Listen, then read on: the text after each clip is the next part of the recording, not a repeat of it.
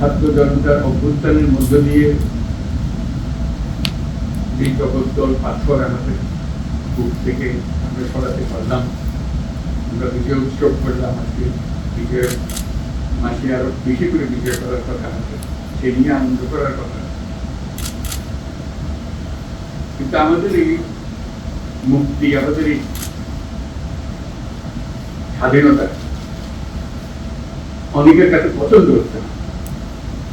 নানাভাবে নানা থেকে এটাকে উল্টে দেওয়ার চেষ্টা।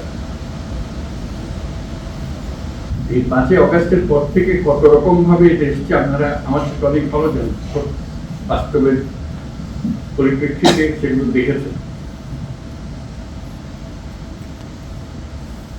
আমরা এর মধ্যেই এই পরিস্থিতিতেই মনে করেছিলাম শুরুতে যে বিরাট একটা পূজা আসছে, দুর্গা পূজা আসছে, এটা নিয়ে একটা হাঙ্গামা শুরু হবে।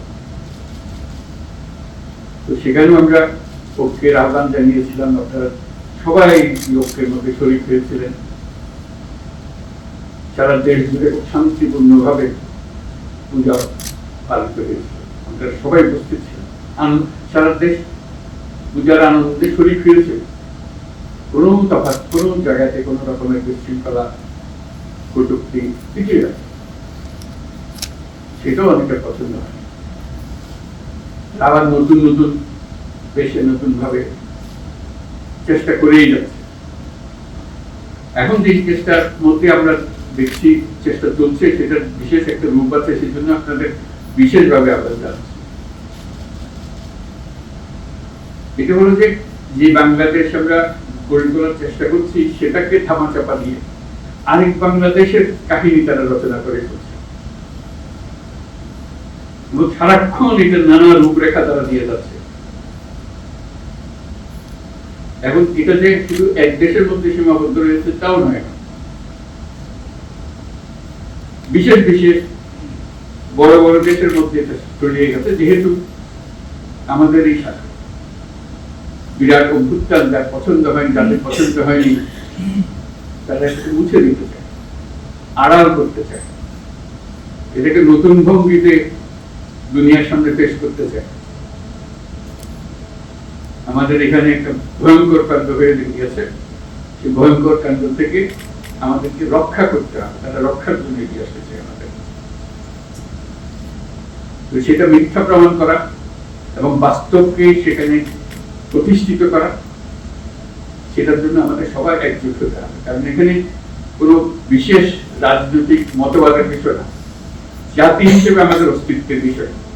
আমরা যে মুক্ত স্বাধীন বাংলাদেশ তৈরি করলাম এই অভ্যুত্থানের মাধ্যমে, সেটাকে তারা মুছে দিতে চায়, তার আগেরটাতে ফিরে যেতে চায়। মুখে বলছেন আগেরটা, কিন্তু ভঙ্গি হলো আগেরটা ভালো ছিল।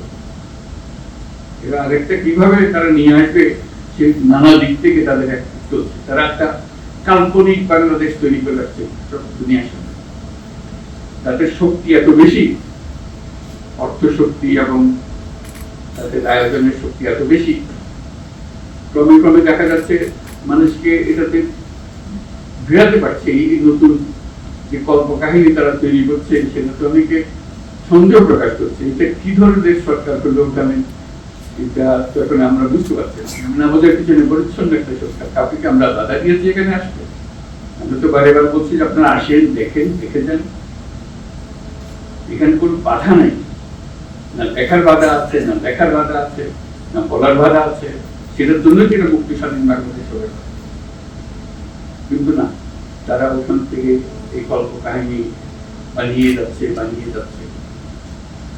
এখন আমাদের সারা দুনিয়াকে বলতে হবে যে আমরা এক, আমরা যেটা পেয়েছি আমরা একযোগে পেয়েছি, কোনো মতভেদের মাধ্যমে পাইনি, কাউকে ধাক্কাধাক্কি করে পাইনি। যারা আমাদের বুকের উপর চেপেছিল তাদেরকে আমরা বের করে দিয়েছি। এইটুকুই আমরা নিজেরাই উন্মুক্ত হয়েছি।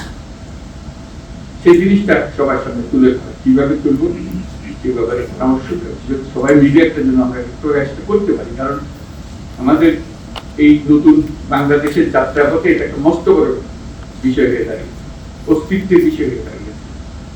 এই জিনিসটা যেন আমরা